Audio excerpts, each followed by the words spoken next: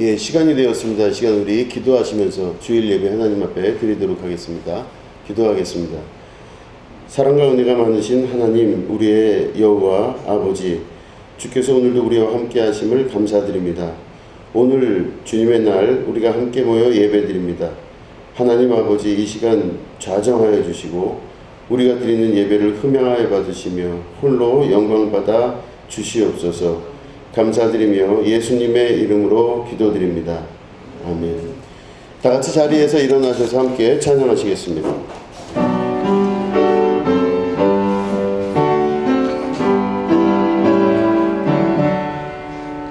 거룩 거룩 거룩 전능하신 주님, 이른 아침 우리 주를 찬송합니다.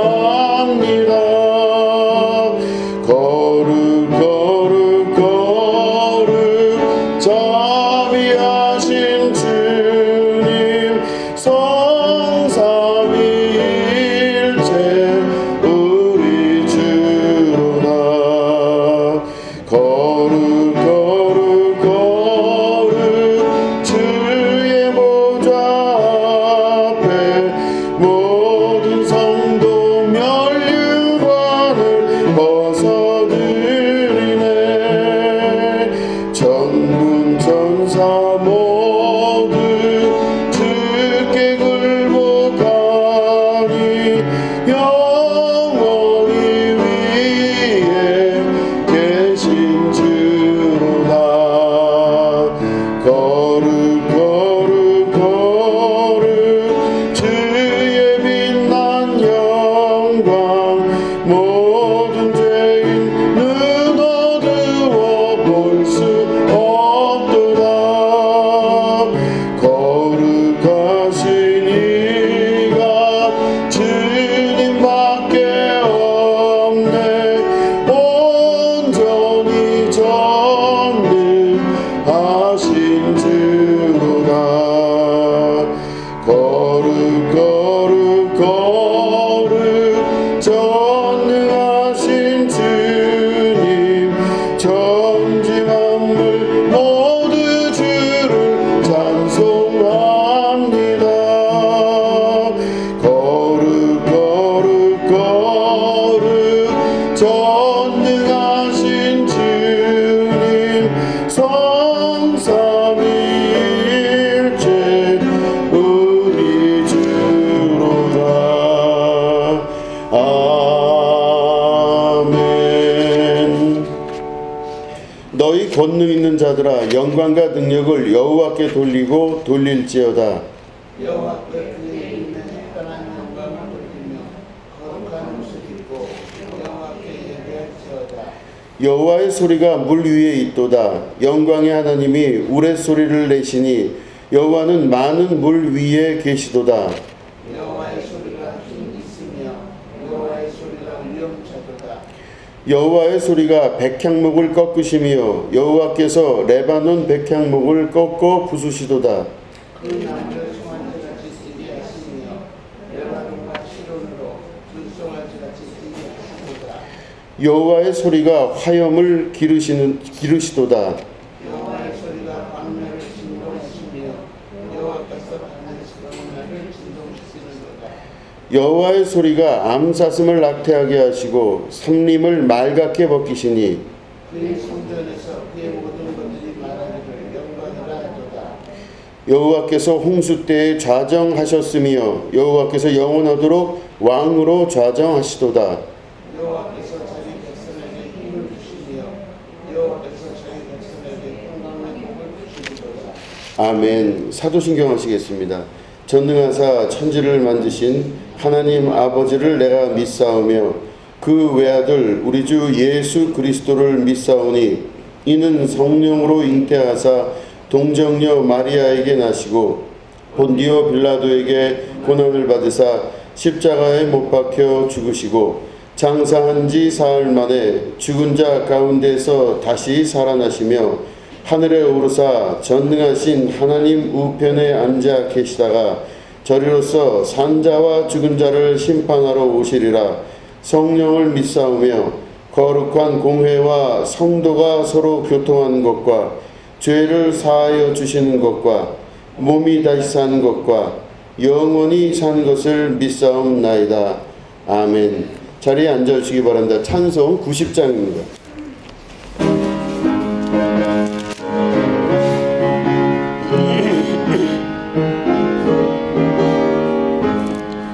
주 예수 내가 알기 전 날 먼저 사랑했네.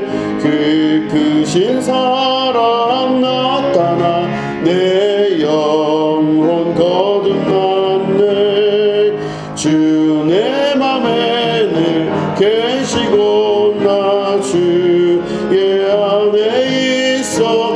저 포도 비유 같으니 참 좋은 나의 친구. 내 친구 대신 예수님 날 구원하시려고 그 귀한 몸을 버리사 내 죄를 대속했네. 나 주님을 믿으며 그 손을 의지하고 내 몸과 마음을 바쳐서 끝까지 충성하리. 내 진실하신 친구여 그 은혜 내려주사 날 항상 보호하시고 내 방패 되옵소서. 그 풍성한 참 사랑을 이끈을 소냐. 날 구원하신 예수는 참 좋은 나의 친구. 아멘. 드려진 예물을 위해서 기도하겠습니다. 하나님 아버지, 예물 드린 손길들을 기억하시고 이들이 물질을 다스리고 정복하며 지배하고 주님의 승리를 우리 가운데 삶 가운데 증거하는 주님의 축복의 자녀들 되게 하여 주시옵소서. 하나님 아버지, 이 예물들이 위해 하나님 안수하여 주시고 특별히 이들이 세상을 살아가는 동안 하나님의 개입하심과 역사하심으로 승리의 역사를 경험케 하여 주시옵소서. 악한 마귀 사단의 영에 굴복하지 아니하는 주님의 축복의 자녀들 되게 하시고 하나님께서 주시는 신령한 은혜를 맛보는 주님의 축복의 자녀, 승리의 자녀들 될 수 있도록 도와주시옵소서. 눈앞에 놓인 모든 문제들이 모든 것이 합력하여 선을 이루는 하나님 뜻 안에서 온전한 결실을 이루게 하여 주시옵소서. 감사드리며 예수님의 이름으로 간절히 축복하며 기도드립니다. 아멘. 예, 우리 하나님 말씀 함께 보시겠습니다. 마태복음 18장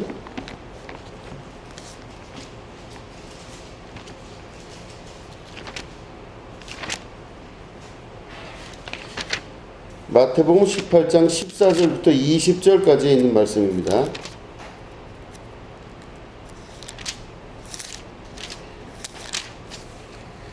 예, 우리 말씀을 교독하도록 하겠습니다. 이와 같이 이 작은 자 중에 하나라도 잃는 것은 하늘에 계신 너희 아버지의 뜻이 아니니라. 내 형제가 죄를 범하거든 가서 너와 사랑하는 것만 상대하여 보고하라. 만일 들으면 네가 네 형제를 얻은 것이요. 만일 듣지 않거든 한두 사람을 데리고 가서 두세 증인의 입으로 말마다 확증하게 하라. 만일 그들의 말을 듣지 않거든 교회에 말하고 교회의 말도 듣지 않거든 이만하자 세지와 같이 없으라. 진실로 너희에게 이르노니 무엇이든지 너희가 땅에서 매면 하늘에서도 매일 것이요 무엇이든지 땅에서 풀면 하늘에서도 풀리리라. 진실로 다시 너희에게 이르노니 너희 중에 불사르는 땅에서 합심하여 무엇이든지 구하면 하늘에 계신 내 아버지께서 그들을 너희에게 이루게 하시니라. 두세 사람이 내 이름으로 모인 곳에는 나도 그들 중에 있느니라. 아멘. 예, 오늘은 교회란 무엇인가 두 번째 말씀을 드리도록 하겠습니다. 우리 지난주에 말씀 같이 나눴던 것은 어떤 상황에서건 우리가 주님이 그리스도라는 것을 증거하고 고백을 해야 된다는 말씀을 드렸습니다. 어떤 세상의 가치관들이 계속 우리 주변을 돌고 있습니다. 그런데 그 세상의 가치관이 있다 할지라도 내가 예수님을 그리스도라고 고백할 수 있는 용기, 주가 그리스도시요 곧 살아계신 하나님의 아들입니다. 이 고백을 할 수 있는 용기가 곧 교회의 시작이라고 말씀을 드렸습니다. 그래서 세상 사람들이 하는 여러 이야기, 말들이 많지만 그 가운데서 내가 당당하게 그리고 정말로 용기 있게 자기의 믿음으로 주님을 그리스도라고 고백하는 이제 그런 용기 있는 자들의 시작이 바로 교회입니다. 그래서 교회는 그렇게 시작이 되었고 그 전통을 계속 유지해 왔던 것이 교회입니다. 오늘은 그 두 번째, 그러니까 우리가 지난주에 말씀드린 대로 교회라는 단어가 복음서, 그러니까 마태, 마가, 누가, 요한복음에는 교회라는 단어가 나오질 않습니다. 교회라는 단어가 유일하게 나오는 곳은 마태복음에서 두 군데 나옵니다. 그래서 지난주에 말씀드린 그 교회가 바로 첫 번째 나오는 교회입니다. 그래서 베드로가 예수님을 주는 그리스도시요 살아계신 하나님의 아들입니다 라고 고백한 그곳이 곧 교회다 이렇게 나오게 됩니다. 두 번째는 바로 그 복음서 중에서 오늘 우리가 읽은 마태복음 18장에 있는 이 말씀에서 교회가 두 번째로 나오게 됩니다.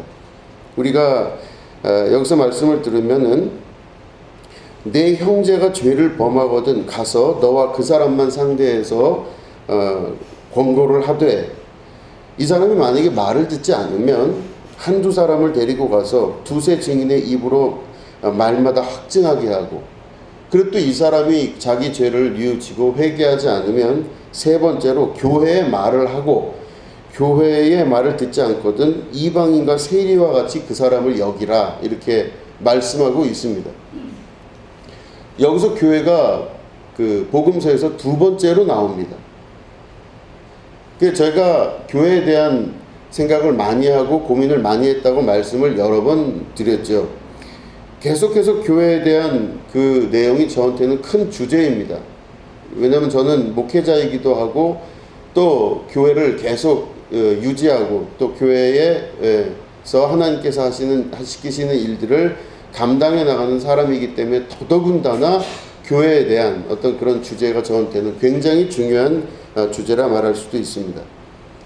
어떤 권사님께서 그 전에 그런 얘기를 한 적이 있습니다.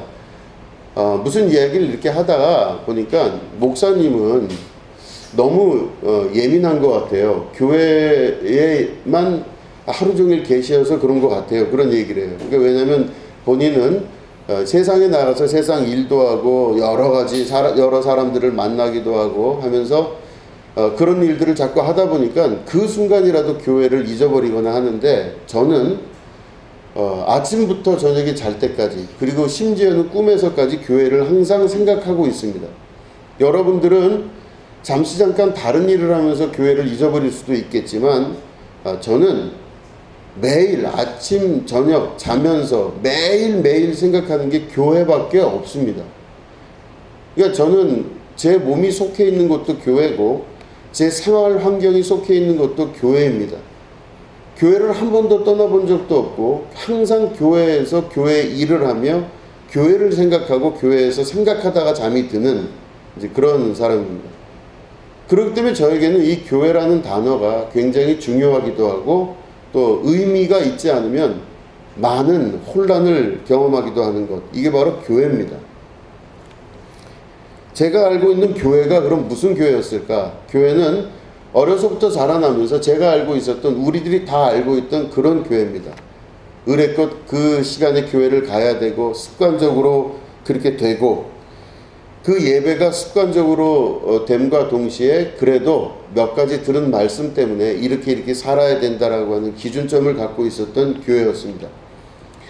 그런데 이제 제가 목회자가 되고 또 목회를 하면서 겪어보는 교회는 제가 알고 있던 교회와 너무 많이 다른 교회였습니다. 왜냐하면 저는 평신도였었고 청년이었으며 또 신학생이었기 때문에 제가 겪을 수 있는 교회는 분명히 한계가 있었던 교회일 것입니다. 그런데 이제 목회자가 되면서 교회라는 것을 다시 한번 또 새롭게 또 보게 됩니다.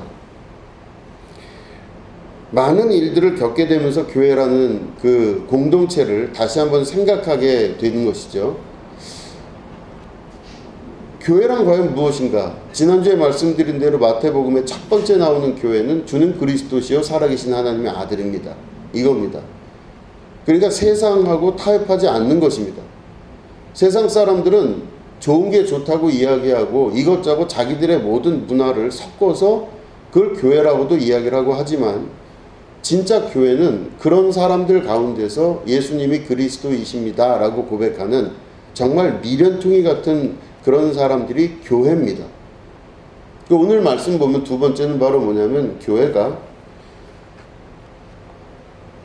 사람들을 권면할 수 있는 곳이 곧 교회입니다. 여기 보면 우리 15절 말씀 읽었는데 내 형제가 만일 죄를 범하거든 그 사람하고 개인적으로 만나서 교회가 권면을 해야 된다고 합니다.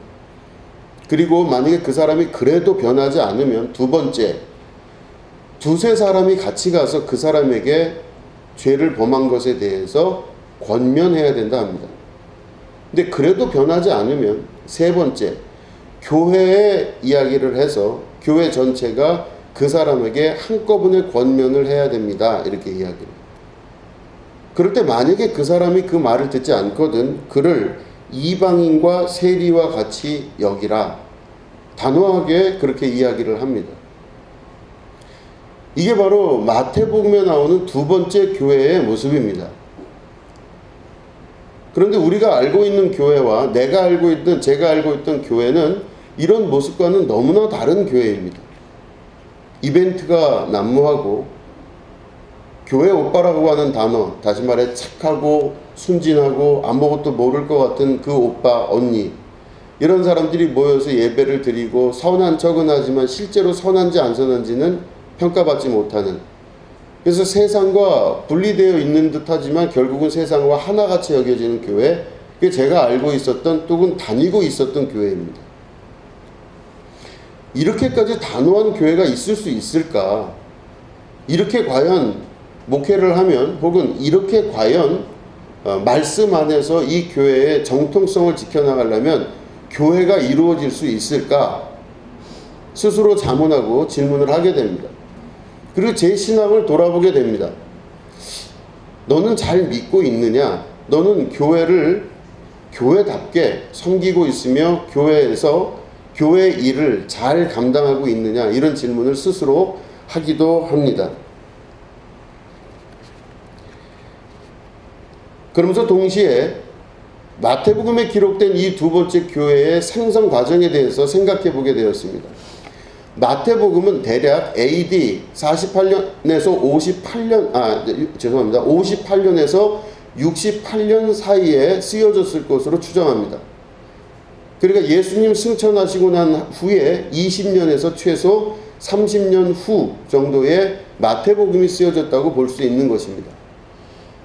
이 마태복음이 쓰여질 당시 제가 말씀드린 이 10년이라고 하는 간극 사이에 있었던 일은 로마가 이 이스라엘을 지배하고 있을 때 그 안에서 유대교인이 거의 다인데 그 중에서 신생인 예수님을 믿고 그리스도로 여기는 사람들이 새로 태어나게 된 겁니다.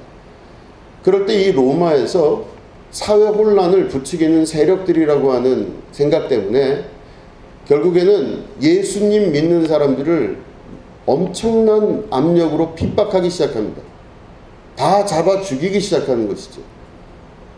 교회라고 이름 붙거나 혹은 예수를 믿는다고 고백한 사람들의 모임이 있을 시 그 사람들은 당장 잡아가 며칠씩 굶은 사자들에게 밥으로 던져주기도 하고, 혹은 그 사람들이 가족이 있으면 가족들마저도 전부 데려다가 사형을 시키고 사자의 밥이 되게 하는 그런 당시의 핍박이 가장 극에 달했던 시기, 그 시기가 바로 마태복음이 쓰여진 시기입니다.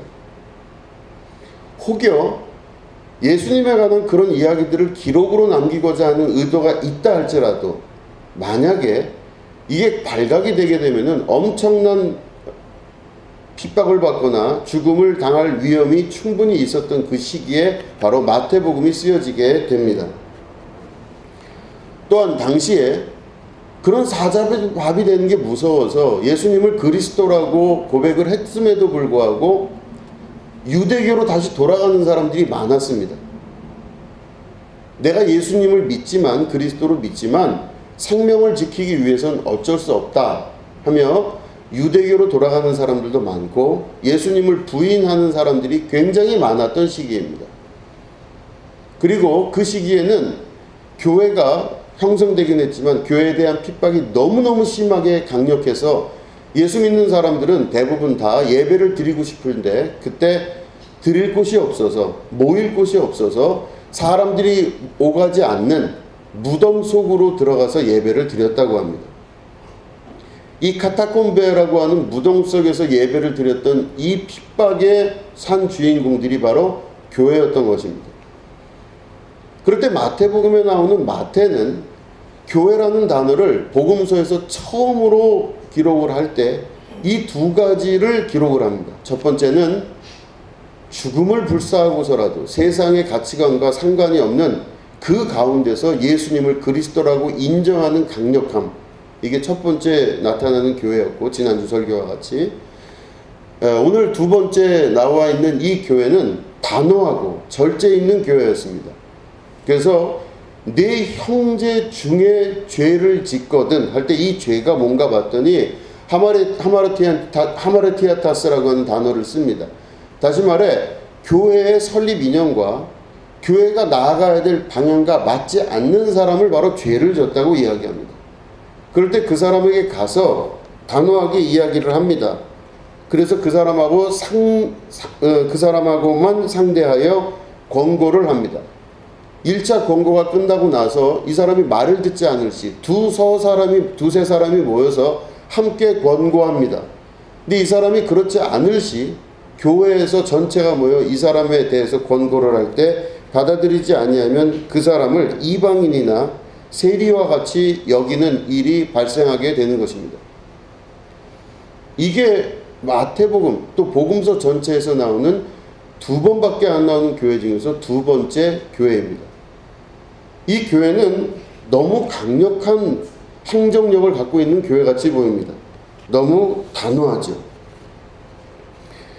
그런데 이 말씀을 하시기 전에 예수님이 뭐라고 말씀을 하시냐면 14절에 이렇게 말씀하십니다. 이와 같이 이 작은 자 중에 하나라도 잃는 것은 하늘에 계신 너희 아버지의 뜻이 아니니라, 이렇게 말씀하세요. 그러니까 사람을 잃지 않는 것이 하나님 아버지의 뜻이니라, 이렇게 말씀하십니다. 이 말씀과 14절 말씀과 15절 말씀이 극도로 갈라져요. 14절 말씀은 이 소자 중에 하나라도 잃으면 안 된다라고 말씀하시고 이게 아버지 뜻이다 하고 나서 15절에는 그 이후에 쭉 죄를 짓는 형제가 있거든 권고하되 그를 아예 내치라라고 하는 강력한 말씀으로 말씀하십니다. 이해가 잘 안 돼요. 이 두 개의 말씀이 서로 부닥치는 것을 볼 수가 있습니다. 그래서 다시 마태복음 우리가 읽었던 18장을 1절부터 다시 차근차근히 읽기 시작했습니다. 1절에 나오는 이야기는 제자들이 누가 제일 크냐 천국에서, 예수님 믿는 우리들이 누가 제일 크냐 이 이야기를 서로 다툽니다. 그러니까 세상적인 질서 안에서 높은 자리에 앉고 싶은 제자들의 욕망이 들어가 있었겠죠. 그러니까 예수님 앞에서 크고자 하는 자들이 그 앞에서 나타난 겁니다. 뭔가 대단한 사람이 되고 싶었고 뭔가 예수님이 왕이 되시면 그 옆에서 뭔가 큰 사람의 역할을 감당하고 싶었고 그 대접을 받고 싶었던 제자들의 질문이 1절에 나옵니다. 그럴 때 예수님께서 한 아이를 불러다가 앉히시고 누구든지 이 어린아이 소자와 같이 되지 아니하면 결단코 천국에 들어가지 못할 것이다 라고 말씀하십니다. 누가 더 크냐 이야기하고 질문하는 그 중간에 이 어린아이 같이 되지 아니하면 안 된다 하면서 이 어린아이에 관련된 이야기를 쭉 하십니다. 어린아이 같이 자기를 낮추는 사람이 아니면 절대로 천국에 못 들어간다 이 말씀하시고, 그리고 누구든지 내 이름으로 이 어린아이 하나를 영접하면 곧 나를 영접한 것이다 말씀하시고, 또 이 작은 자 중에서 하나라도 실족하게 하면 그 사람을 연자맷돌에 목을 매어서 그 사람이 바다에 빠지는 게 더 낫다 이런 말씀을 하십니다. 이 이야기가 앞에 1절서부터 쭉 그 전에 사전에 이게 정리가 됩니다. 그러면 예수님 말씀을 우리가 다시 한번 확인해 볼 수 있는 건 바로 뭐냐면 작고 약한 자들에 관한 말씀을 하시는 것입니다. 그 당시에 어린아이들은 숫자에 치지도 않았던 자들입니다. 그들은 노동력에 아무런 도움을 줄 수가 없다고 여기는 자들이었기 때문에 그 사람들은 사람의 숫자에 들어가지도 않는 아이들이었습니다. 그 아이들을 소자라고도 하고, 혹은 그들을 핍박받는 자, 대접받지 못하는 자라고 볼 수가 있습니다.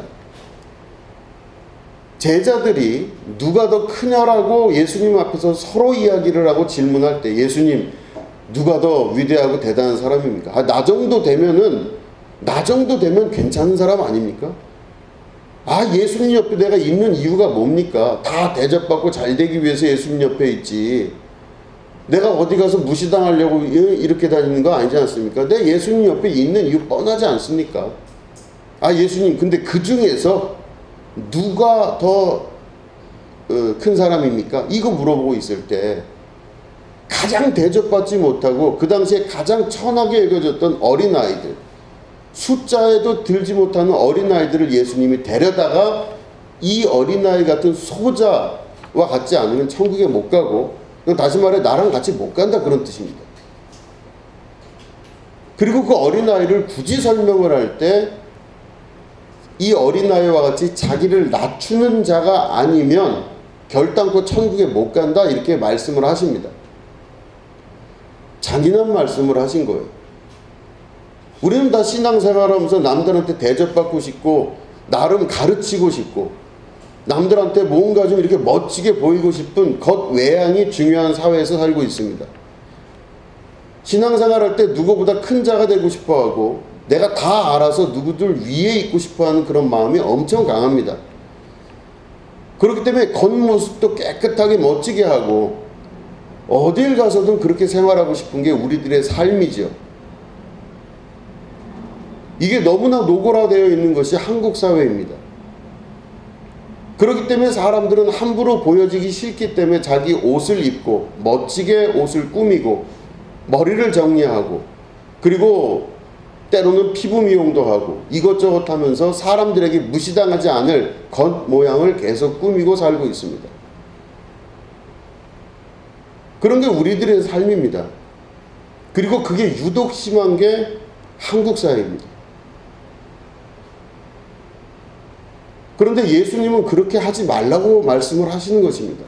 이 소자와 같이, 다시 말해 스스로 자기를 낮추는 자, 그래서 이 사람은 어디서 대접도 못 받고 인정도 못 받고 할지라도 오히려 그 사람이 천국에서 큰 자가 된다 말씀하십니다. 그리고 이 약한 자, 소자를 대접하는 것이 곧 나를 대접하는 것이다 이렇게 말씀을 하시는 것이죠. 그렇기 때문에 이 약한 자에 대해서 정말로 그를 대접하려고 하고 자기 스스로가 더욱더 낮아지고 그리고 권면을 들을 줄 알고 하는 이런 사람이 하나님 나라에 들어갈 수 있을 뿐더러 그런 사람을 중심으로 모여있는 곳이 교회입니다. 그래서 교회는 철저하게 그 기준이 되지 아니하면, 그 기준이 없으면 그곳은 교회가 아닙니다. 교회는 대접받고 인정받고 내가 누구보다 위대하고 뛰어나고 괜찮은 사람 소리를 듣기 위해서 모이는 곳이 교회라면 거기는 교회가 될 수가 없습니다. 교회가 아닌 거예요. 그래봐야 사교 집단입니다.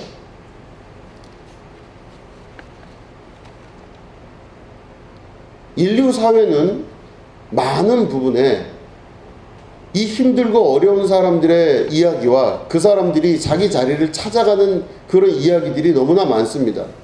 우리나라 같은 경우도 신분제 사회였기 때문에 노비 출신이라든가 낮은 그 신분에 있던 사람들이 산업이 발전하고 나라에 여러 가지 변곡점이 생기면서 이 사람들이 다 양반보다 더 양반같이 살아갈 수 있는 그런 시대로 변화가 되었습니다. 그런데 여러분 아십니까?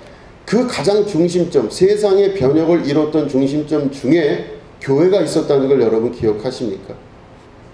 우리나라가 처음에 예수님 믿고 교회가 생기기 시작했을 때 교회를 예배를 드릴 때 남녀가 같이 예배를 못 드렸어요.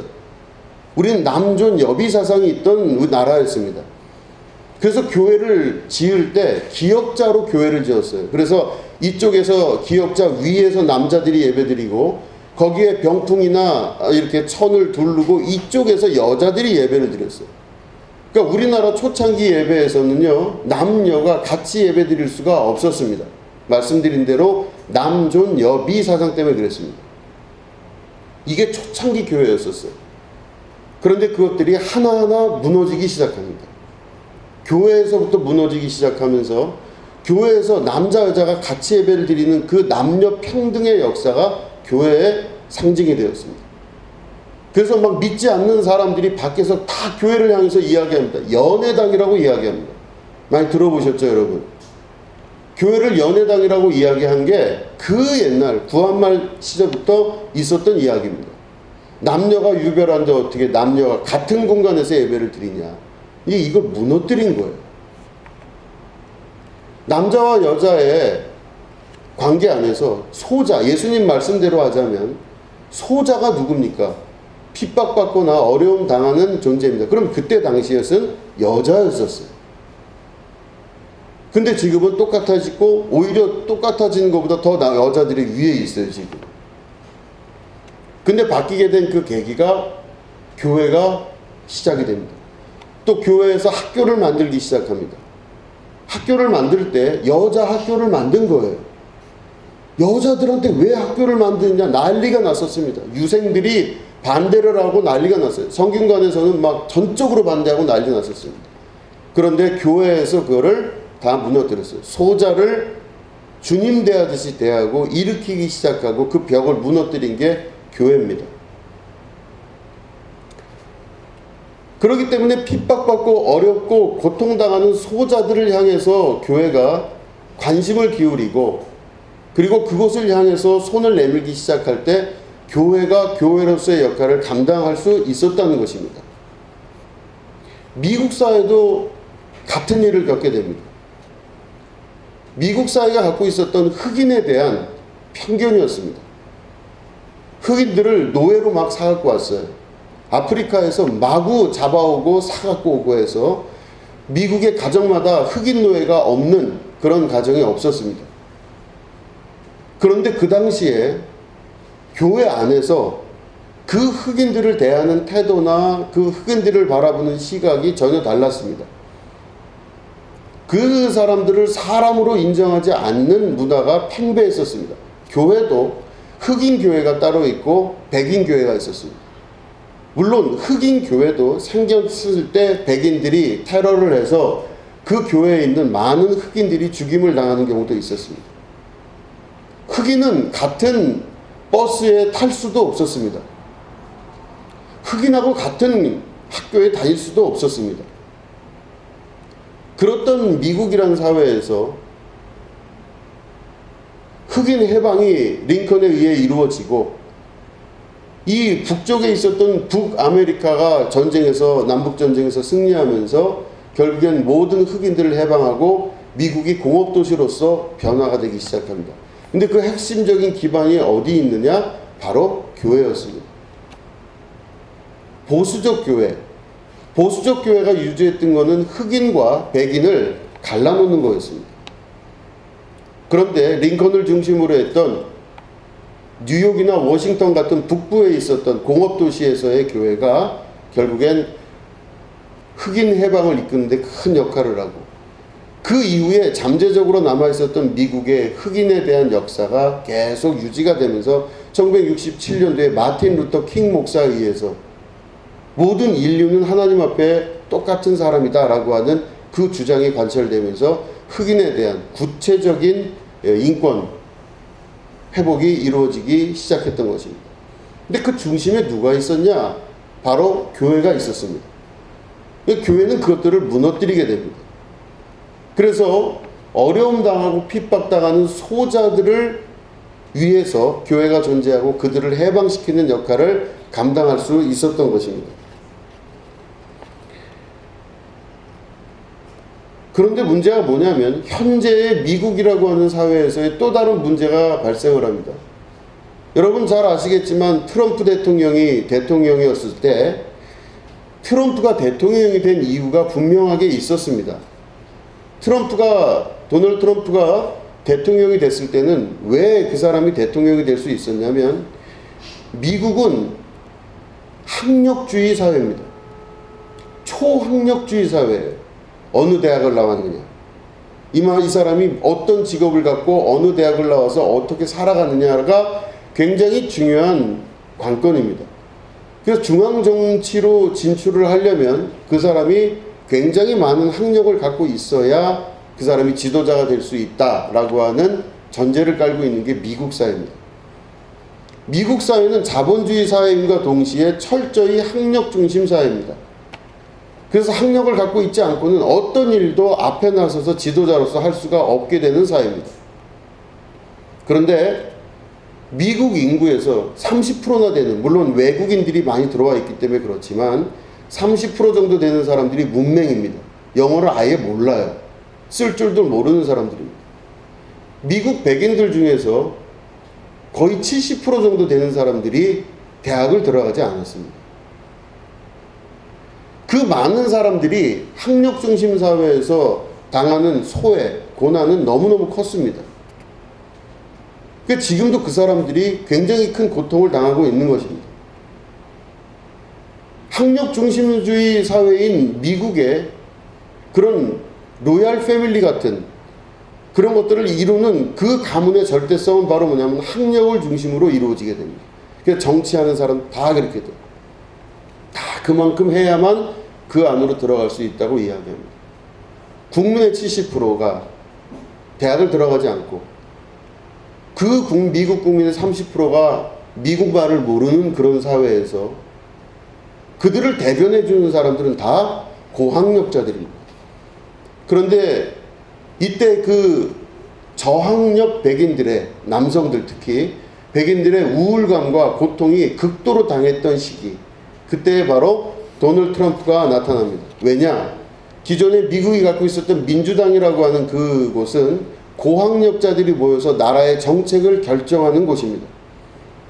최고의 학부를 나와 최고의 직업을 갖고 있는 사람들이 모여서 정책을 결정하고 정치를 해나갔던 게 미국입니다.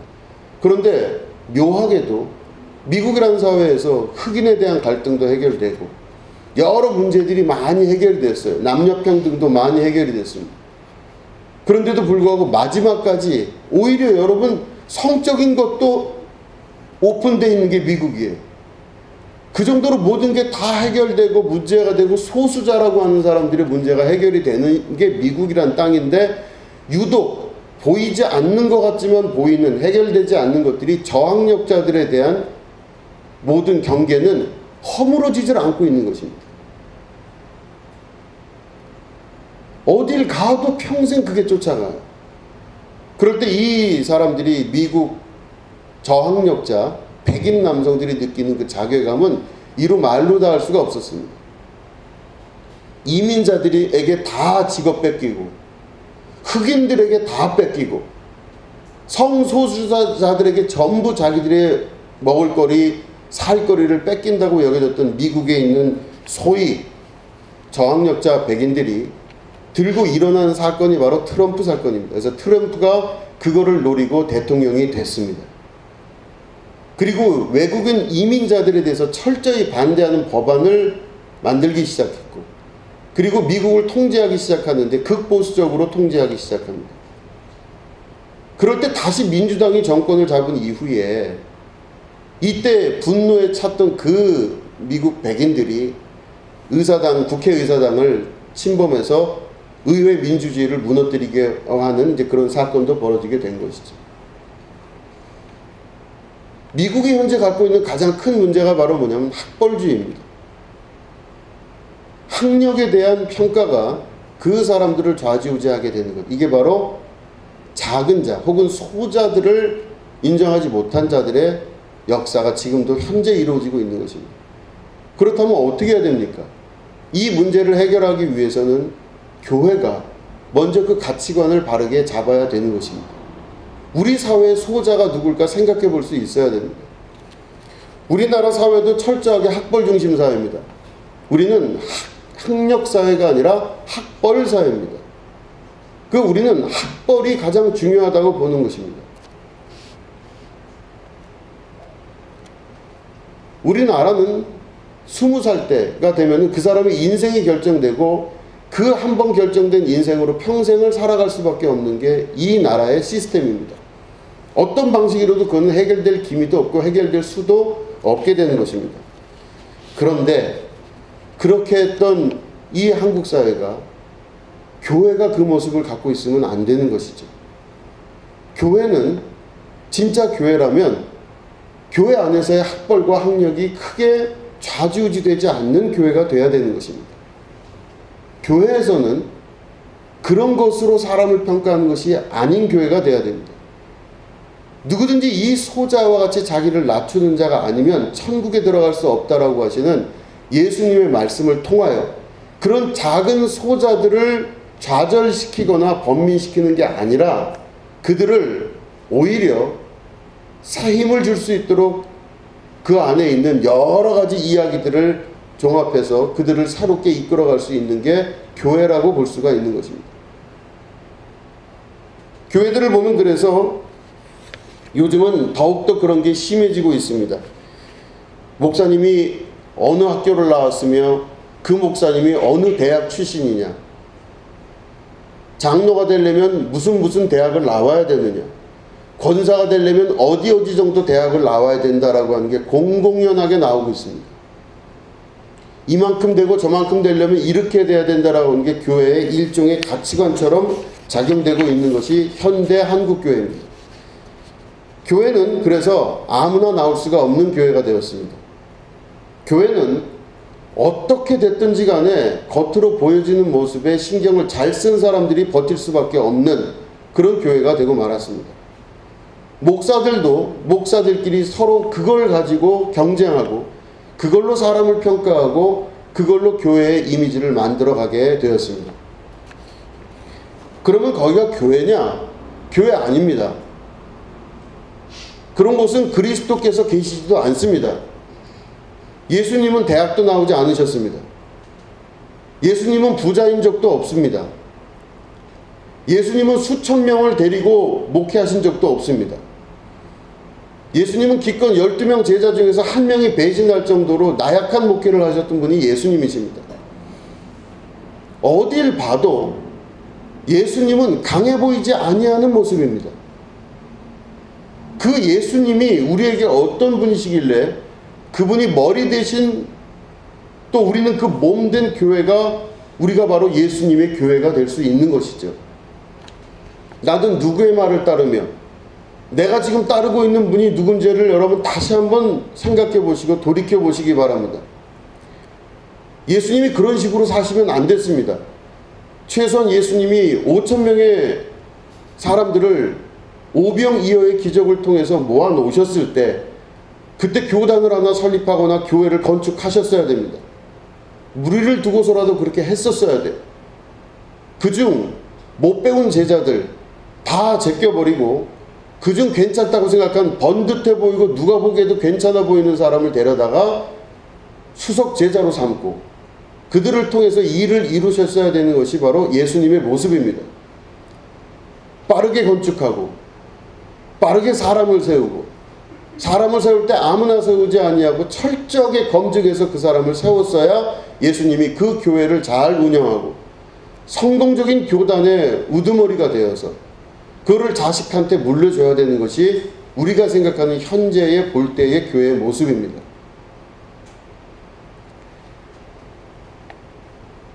저는 교회를 다니면서 신앙생활을 하면서 가장 힘들었던 부분이 바로 뭐냐면 겉과 속이 너무 다르다는 것입니다. 얼마 전 친하게 지내고 있는 독일에서 지금 살고 있는 친구가 한국에 나왔습니다. 그래서 만났어요. 그 친구는 교회를 열심히 다니고 물론 그 가정들도 열심히 다니는 가정입니다. 그래서 그 친구랑 여러 이야기를 많이 했어요. 그런데 요즘 교회를 잘 안 나간대요. 그래서 제가 그러지 말고 교회를 다녀라. 왜 교회를 안 다니냐. 근데 이 친구가 그런 말을 합니다. 기독교인들, 자기를 비롯해서 또 다른 사람도 그럴지 모르겠으나 겉과 속이 너무 다르다는 거예요. 겉과 속이 너무 달라요. 그러니까 자기가 좀 극단적으로 보일지 모르겠으나 이미지와 그 사람의 실제와 너무 다르다는 거죠. 교회를 다니면서 많은 부분을 실망을 하고 느꼈다는 거예요. 그 왜 교회를 다녀야 되나 잘 이해를 못 하겠대요. 그래서 그런 사람들을 너무 많이 봤기 때문에 교회를 간다는 것 자체가 너무 두렵고 떨리더라는 거죠. 그래서 한인교회는 일찍이 그만둔 지 오래됐고 이제는 독일 교회를 다니는데 역시 독일 교회 안에서도 그런 모습이 보여지더라는 것이죠. 자기가 너무 예민한가? 하고 저한테 질문했습니다. 그래서 제가 예민하다 그랬어요. 아니다. 교회는 가서 거기서 봉사하고 또 예배를 드리는 그 내 안에 그걸 가지고 최선을 다하고 해야 그 교회다. 그랬더니 알긴 알겠는데 왜 자기도 똑같은 사람이 되는 것 같아서 싫다는 거예요. 그 이야기를 듣고 다시 한번 돌아보게 됩니다. 왜 교회는 혹은 예수 믿는 사람들은 그런 모습이 많이 보였을까? 왜 그런 모습으로 평생을 살 수밖에 없었을까? 겉모양은 크리스찬인데 속 사람은 전혀 그리스도인이 아닌 삶을 우리는 왜 살고 있을까? 왜 교회에서는 그렇게 살면서 밖에서는 그렇게 살지 못할까? 겉과 속이 일치하는 사람이 왜 안 될까? 이 질문에 대해서 계속적인 질문을 하게 됩니다. 그러면서 결론은 그렇게 맺었습니다. 교회가 바른 길을 걷기 위해서는 우리의 잘잘못을 다시 한번 알면 됩니다. 우리는 겉모습에 치중하는 삶을 살지 말아야 될 줄로 믿습니다. 겉모습, 그 사람의 겉사람, 그걸로 인해 가지고 교회가 결국엔 무너지게 되는 핵심적 요인이 된다는 것입니다. 진짜 교회는 하나님께서 주신 놀라운 권세가 있다는 걸 여러분 믿으시기 바랍니다. 힘들더라도 어렵더라도 이 원칙적인 교회의 모습을 살아가기 위해서 최선을 다하면 하나님께서 그 사람에게 새 힘을 주십니다. 오늘 우리가 읽은 말씀을 보시면 18절 말씀 보면 이렇게 말씀하십니다. 진실로 너희에게 이르노니 무엇이든지 너희가 땅에서 매면 하늘에서도 매일 것이고 무엇이든지 땅에서 풀면 하늘에서도 풀리리라. 진실로 다시 너희에게 이르노니 너희 중에 두 사람이 땅에서 합심하여 무엇이든지 구하면 하늘에 계신 내 아버지께서 그들을 위하여 이루게 하시리라. 두세 사람이 내 이름으로 모인 곳에는 나도 그들 중에 있느니라. 이렇게 축복을 하셨습니다. 천주교에서는 이거를 베드로에게 주는 수익권이라고 잘못 오해하고 해석하고 있습니다. 베드로가 용서해지면 하늘에서 용서가 되고 베드로가 이 땅에서 풀면 하늘에서 풀린다고 이야기하는 게 베드로 개인에게 주어진 수익권이라고 천주교에서는 주장하고 그 수익권을 연결해서 이어받은 게 교황이라고 이야기합니다. 철저히 정치적인 해석일 뿐만 아니라 실제 성경하고도 맞지 않는 해석입니다. 누가복음, 오늘 우리가 있는 마태복음에 있는 말씀을 보면 너희라고 말씀하고 계십니다. 다시 말해 교회입니다. 에클레시아입니다. 교회가 2명도 괜찮고 3명도 괜찮고 두세 사람이 힘을 합친 곳에 내가 너희와 함께 하겠다 말씀하고 계십니다. 두세 사람이 힘을 합친 곳에 함께 하겠다 그러셨어요. 그리고 이 교회가 땅에서 뭔가를 매면 하늘에서도 매이고 땅에서 풀면 하늘에서도 풀린다 그러셨습니다. 엄청난 권위와 권세인 것이죠. 내가 이 땅에서 행하는 모든 일들이 이 땅의 일이 아니라 하늘의 일이 되는 것입니다. 내가 어떤 일을 하면요, 이 일이 동일하게 하늘에서 이루어지고 있다는 뜻이죠. 그럼 내가 하는 많은 일들이 이 땅만 생각하고 땅의 일로 생각하고 살면 땅에서만 해결될 걸로 생각하지만 교회는 내가 하는 일이 곧 하나님의 일이 되는 것이 교회입니다. 나에게 그런 권세가 있다는 걸 믿고 있는 그 믿음의 자리에 여러분들이 함께 계신 것이죠. 여러 가지 생각과 여러 가지 것들을 자료를 다 조합하면서 저는 힘들고 어려운 시기마다 말씀을 조합하고 말씀 안에서 해결을 보려고 노력을 많이 합니다. 과연 나는 누구이며 교회는 무엇이고 나는 어떻게 앞으로 살아가야 되며 지금까지 살아왔던 모든 것들이 어떤 결론을 맺을 건가 수많은 고민과 갈등을 계속하고 있습니다. 제가 알고 있는 친한 목회자와 함께 전화통화를 했습니다. 그 친구는 미국에 있는 친구입니다. 아주 친한 친구예요. 그런데 그런 얘기를 하더라고요. 정 목사는 이 나이 먹도록 계속 고민하는 게 더 이상하다는 거예요. 이제 자기들은 이미 결론 내릴 거 결론 내렸다는 거예요. 근데 저는 계속 고민하고 있습니다. 무엇이 맞는 것인지, 더 하나님 뜻이 무엇인지 또 고민하고 말씀을 들여다보고 있습니다. 그런데 한 가지 확신하게 된 것은 바로 뭐냐? 교회란 곳에 대한 정의가 확실해지게 되었습니다. 교회는 예수님의 말씀을 유지하고 지키고 그 전통을 이어가는 것이 교회입니다.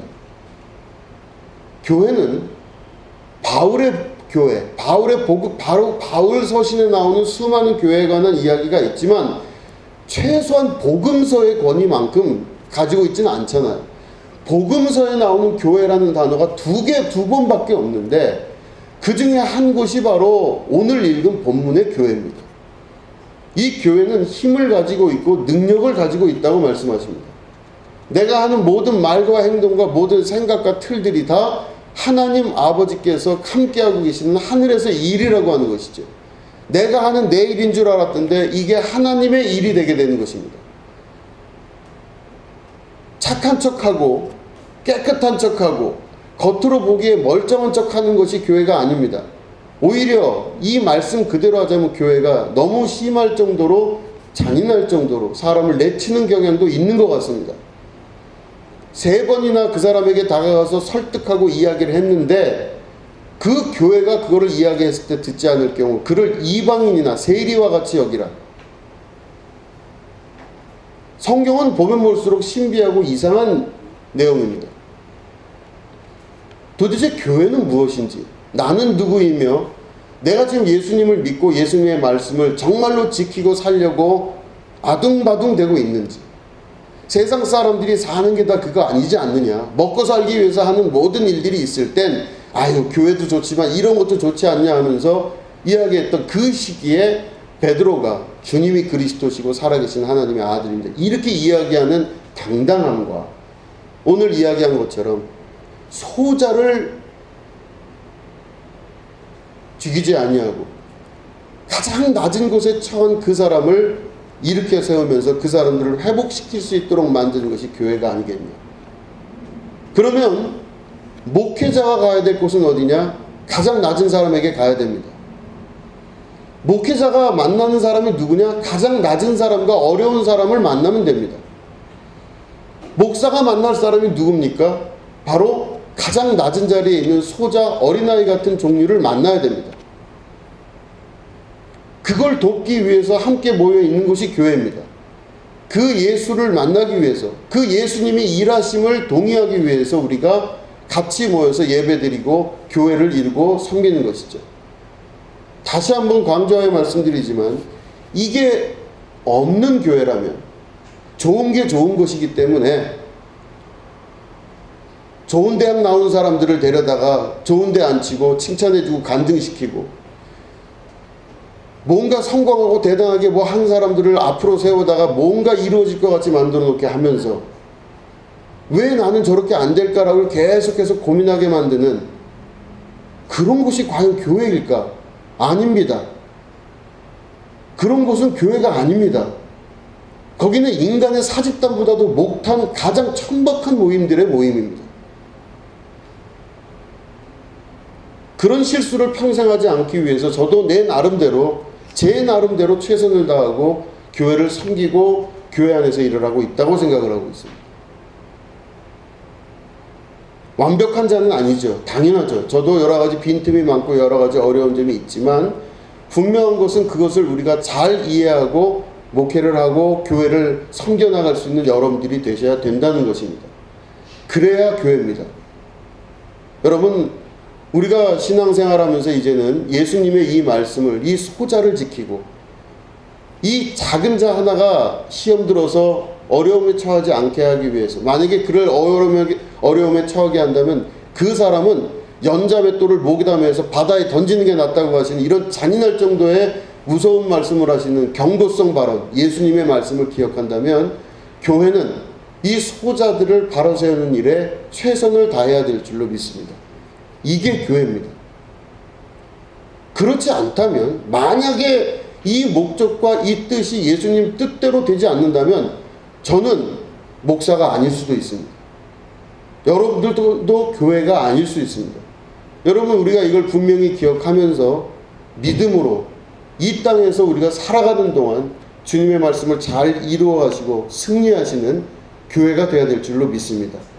이게 진짜 교회입니다. 기도하겠습니다. 하나님 아버지, 감사합니다. 우리에게 교회란 무엇인가 말씀해 주셨습니다. 이 말씀 잘 기억하며 교회란 과연 진짜 무엇인지를 다시 한번 우리 마음으로 정리하고 신앙생활할 수 있도록 도와주시옵소서. 수도 없이 널려있는 교회지만 그중 진짜 교회가 어디 있는지를 다시 한번 찾으시는 주님의 음성인 줄로 믿습니다. 세상에 믿는 사람 많다지만 이 믿는 자가 몇 명이나 될지를 아시는 분은 하나님 한 분이신 줄로 믿습니다. 극단적으로 14만 4천 명을 말씀하신 주님, 우리가 그 안에 들어있는지 안 들어있는지를 다시 한번 확인해보는, 또 자기의 신앙을 점검해 나가며 교회에 순종하고 교회의 뜻을 쫓아 교회의 뜻을 이루어갈 수 있는 그리스도의 거룩한 교회가 될 수 있도록 인도하여 주시옵소서. 지금은 우리 구주 예수 그리스도의 은혜와 하나님 아버지의 지극하고 무궁하신 사랑과 성령님의 감화감동 축복교통 역사하심이 오늘 예배 가운데 함께하는 주님의 거룩한 백성들 위에 지금부터 영원히 함께 하옵시기를 간절히 축원하옵나이다. 아멘.